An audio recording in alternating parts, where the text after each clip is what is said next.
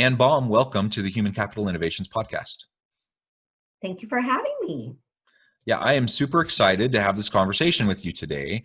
We were just talking in the pre-interview as we were having a bit of a chat, and this podcast episode has been in the works for a long time, and we've had to postpone on a number of occasions, in large part due to some health concerns, and both of us share the distinguished characteristic of having had and survived COVID. And so, it's been a super interesting time. And I'm excited to finally have the chance to get connected with you and have a chance to have this conversation.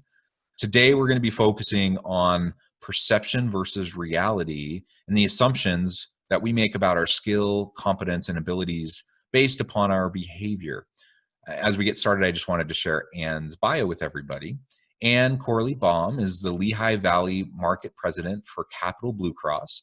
In this capacity, she's the senior leader in the Capital BlueCross Lehigh Valley office. She also leads the network of over 5,500 producers and is responsible for the plans organized labor customers. Since joining the company in January 2010, she has been involved with strategic planning, operations, partnership development, community relations, corporate giving, sales, account management throughout Capital BlueCross's Eastern Service area. She also designed and led leadership development programs through her own company, Vision Accomplished, and focuses on leadership development. Ms. Baum is a member of the board and executive committees of the Greater Lehigh Valley Chamber of Commerce, United Way, Lehigh Valley Economic Development Corporation, Girl Scouts of Eastern Pennsylvania, Lehigh Valley Industrial Parks, Pigs Charities, and the Northampton Community College Foundation. She serves on the Lehigh University Health Systems Engineering and Industry Advisory Council, the BCBSA National Labor Office Board,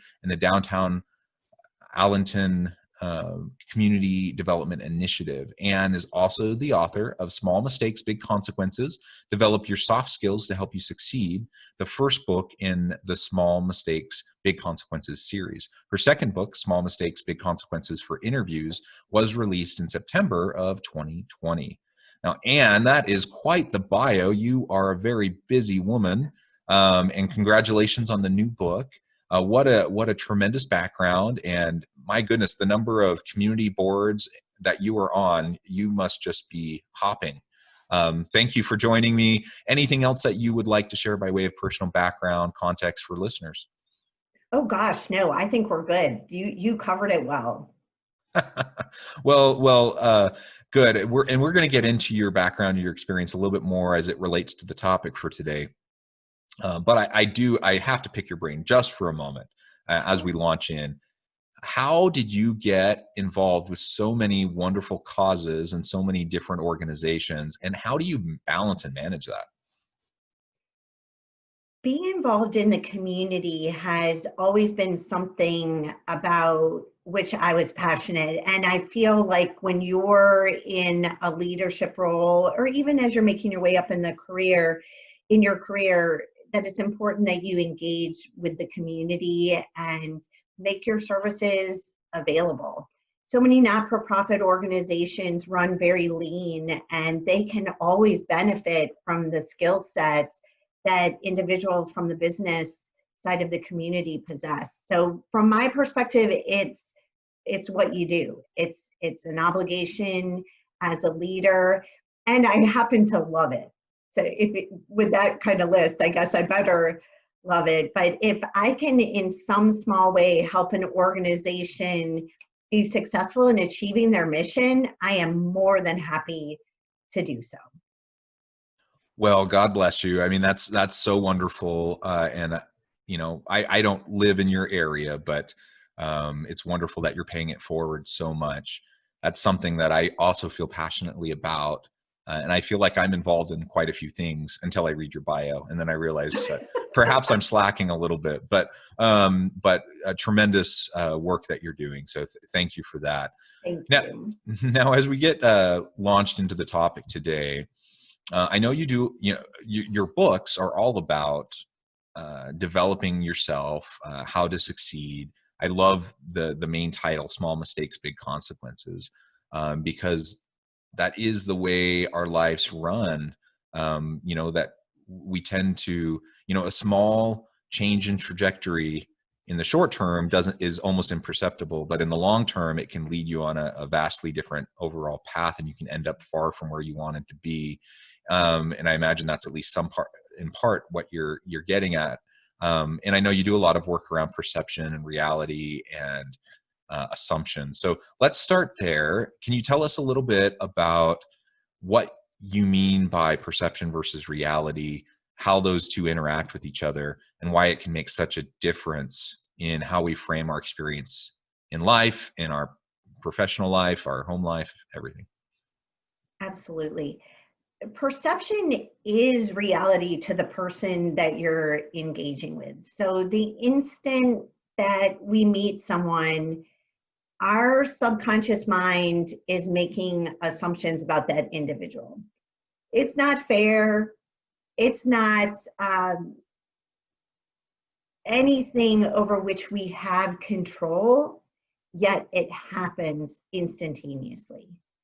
And one of the values and tools that I'm trying to share with people through the book series is to really learn how to pay attention to putting your best foot forward, so that that perception that the other person is having of you gets as close to the reality of who you are as possible.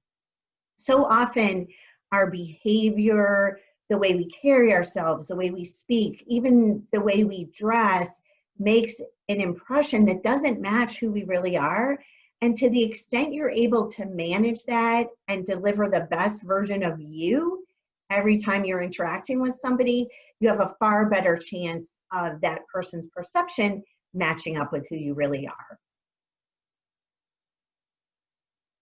Yeah, I think that's right. You know, on the one hand, it's frustrating to me because, you know, you always talk about don't judge a book by its cover, and get to know the person and their authentic self. And we want everyone to be sincere and authentic in how they portray themselves. So how does you juxtapose that desire, and we talk about that even from the time we're young children, we hear those messages, versus, you know, putting on your best face, right? So that when you go into a job interview, you have the best chance for success, because the reality is people are making a snap judgment like that, you know, as soon as you walk in the room. And so you want to make sure that you're at least giving yourself a chance to demonstrate your authentic self to the people in the room. How do you balance those two elements so you don't feel like you're being fake? You feel like you can be your authentic self, but you're, like you said, you're connecting the experience of the individuals you're interacting with, so that their perceptions are as close to your reality as you can possibly make it. A lot of the advice that's included in the Small Mistakes, Big Consequences series is about considering how what you're doing is having an impact on the other person. And it's not about faking it. It's not about being an insincere version of you, because that shines through and is incredibly noticeable. So it's not about adjusting yourself to be something you're not, but it's thinking about the behavior and your interactions, your body language, your listening skills, and how that's impacting the other person. I am so on board with what you said about, on one hand, we tell people don't judge a book by its cover, and naturally and physiologically, we automatically do so. So how do you balance that? One of the things that was really important in writing the books is teaching one person how to adjust their behavior to be the best that they can be, but also teaching the receiver of the communication, hey, give somebody a break. Sometimes this behavior doesn't mean what you think it is. It does. So don't jump to conclusions based on an assumption you're making in this split-second decision.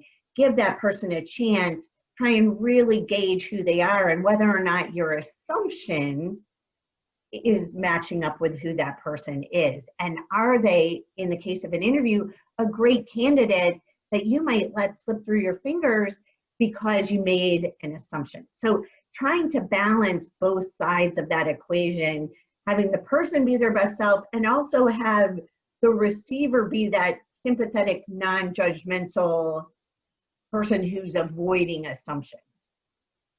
Yeah, absolutely. And we talk a lot about diversity, equity, and inclusion, unconscious bias, those sorts of things that you're absolutely right. We can't control it. It's called unconscious bias because we're not aware of it.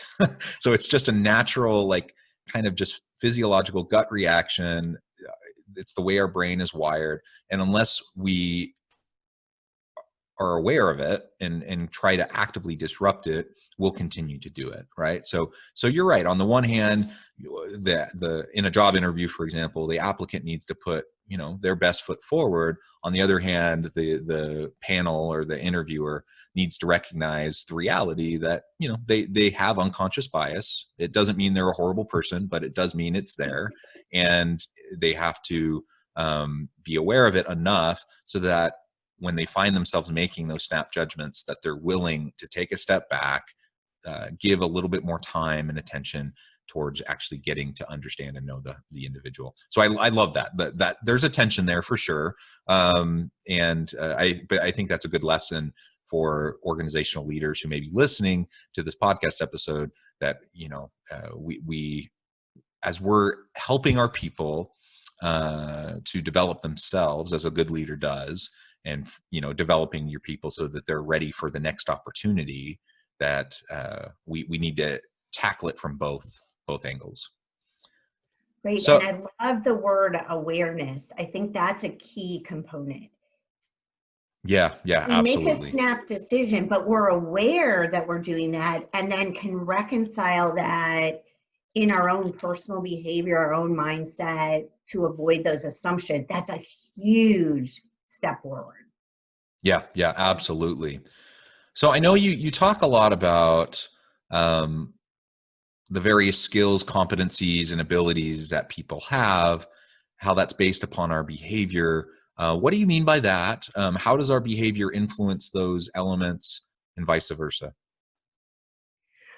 Well, one of the most important things for anyone to think of, whether you're approaching an interview, a presentation, any interaction, the perception is first being driven by things that you typically aren't preparing for. So when we're preparing for a presentation or an interview, we're thinking of the words that we'll use, the phrases we'll say, thinking about our resume and how it's presented, or our PowerPoint and how that looks.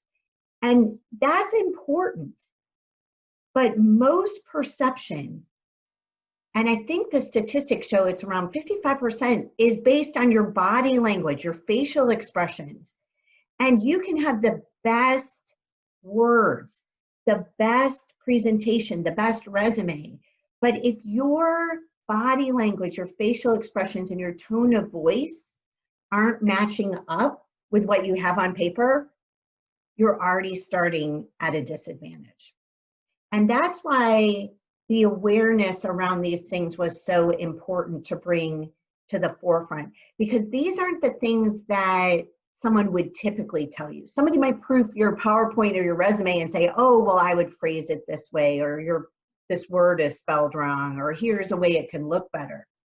But most people aren't going to tell you that you look frumpy, or you're standing with your shoulders hunched, or your face always looks angry when you're listening. And these are the things that impact perception subconsciously. And that's the reason I wanted to really raise the awareness on it, to think beyond the words and the paper presentation and think about the whole person, the whole presentation that you're making. Yeah, the whole person. I love that. I think that's just so important. And yeah, it's so interesting. And as you're saying all these things, I'm reflecting back on my various experiences, right, in my own career. Times that I feel like have gone quite well, other times where I'm kind of baffled, like what went wrong, what happened. Was it the way I conveyed myself? What was it? Some of these nonverbal cues that I was giving off, unintentionally, probably. How was I perceived by others? What could I do to adjust that perception moving forward? And we have successes in life, we have setbacks in life, and I guess the only thing we can do is try to do the best we can to try to develop ourselves to do a little bit better the next time, and also to just recognize and remember that sometimes, despite our best desires, it's not going to end up being a good fit. Maybe we really want it, maybe we think it's a good fit for us, but maybe it's not a good fit for them, and maybe in reality it wouldn't have been a good fit for us anyways. There's been many times throughout my career where I thought I wanted something, I was so into it, and then it didn't work out, and then a year later I'm like, oh man, I'm so glad that didn't work out the way I had hoped, because now in hindsight I can see why that probably wouldn't have been the best thing. Perhaps things went even better in a different direction. And so that's, I think, an important message I tell my students all the time, is that when you're going into a job interview, you're interviewing them just as much as they're interviewing you. The fit goes both ways, and you want to make sure that you're landing in a good place where you can be your authentic self. To your point earlier, you don't want to be in a job where you have to pretend to be something you're not each and every day. That's exhausting. That's that's not sustainable. And Absolutely. Eventually it's going to catch up with you, and you're just going to expend so much energy trying to fit the part of whatever that organization feels like they want you to be, that ultimately that energy isn't going to go into your work. It's not going to go into your innovative ideas. It's going to go into just putting out this image. And so on the one hand, absolutely, we want to refine our abilities to align our how we're conveying ourselves to others. And we already talked about that a bit. But then we also have to just make sure that we're true to ourselves in terms of the types of people we interact with, the types of organizations we work with, and recognize the inherent value within each of us. And we don't have to be something we're not, for an organization. Right. And a couple of your points I think are really important to emphasize. The first is nobody is perfect. And quite frankly, the only way we learn is by making mistakes and learning from those mistakes. So yes, you want to be proactive and learn and be the best that you can be. But if it doesn't go well, you'll learn from that and do better the next time. And I love what you're saying as it relates to interviews, that it's a two-way street. When you're showing up for that interview, yes, you want them to like you and choose you for the role, but you also are interviewing them, the company, the culture, to figure out if that's the right fit for you. And if you're not feeling great about the interview or the company, or there's something that just doesn't sit right, whether it's divine intervention, karma, whatever, not every match is meant to be. And it's important as you're entering into interviews that you are presenting the best version of you, but also learning as much as you can about that individual and the company, and making a decision as to whether or not it works for you as much as you want them to make you work for them. Yeah, absolutely. So looking for that fit is important. And in your experience with all the leadership development that you've done, all the organizations you work with, what are some of those elements, the knowledge, skills, abilities, competencies, and capabilities that are essential today in organizations that we can not only develop, but also demonstrate? I guess that's the issue, right? Is oftentimes, whether we're looking for a new job or we're even within our current job, we're trying to make our mark, we're trying to make an impact, we're trying to get noticed, by our boss. What are those core competencies and capabilities, and how do we better demonstrate those just in our everyday interactions? as far as some of the key skills for success, one of my favorite sayings is hire for attitude, train for skill. And to me, if you can demonstrate in an interview that you are a team player, a good listener, you're willing to learn, and you're excited about the company, the job, the opportunity, that goes a long way in helping to get you to the top of that list of candidates to move forward. When somebody's coming in and telling you everything that was either wrong at their last job or wrong with your company or how they're going to fix your company and get it back in line, that does not sit well. You might have great ideas, but in the interview, you want to show that you're there to help the company achieve the results that they're trying to achieve. So that's the first thing: enthusiasm, willingness to be part of a team. The other two that really go without saying, the first is integrity. You have to operate with integrity, whether it's being true to yourself, being open and honest. If somebody senses in the interview that you're dishonest or not giving them the whole story, that's something that gets you off that list right away. If somebody doesn't feel they can trust you, that's not something that's going to move you through the company. So that's the next piece. And then really a willingness to truly listen. When you're in that interview, always listen to hear, not listen to answer. And in an interview, because you're nervous, because you want to make that great impression, the natural tendency is to be formulating your answer before you even finish hearing the question that the individual is posing to you.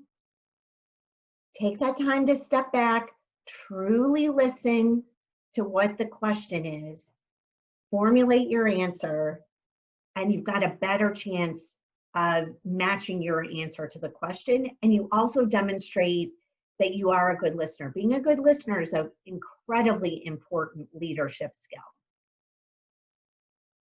It absolutely is. And frankly, a lot of people, are pretty terrible at it.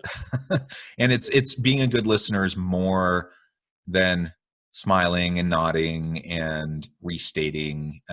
Those are signals, right, that you are listening. But it's much more than that. And being a good listener is truly authentically listening without an agenda, just to be able to hear and be with the person, understand what they're saying, and be there to support them. And that's something that I think everyone can do a bit better with.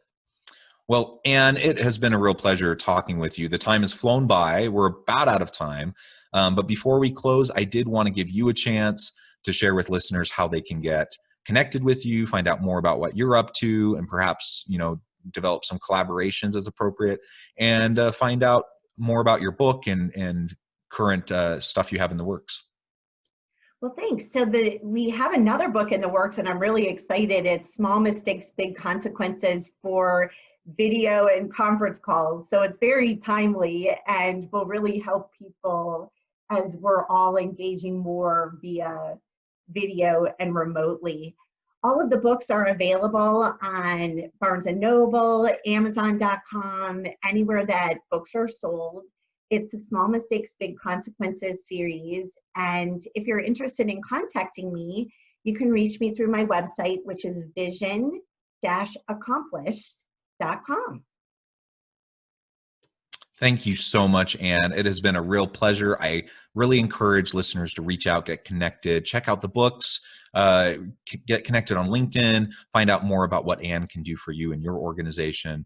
And for everyone listening today, I wish you the best. I hope that you stay healthy and safe, that you can find meaning and purpose at work each and every day. And I hope you all have a great week.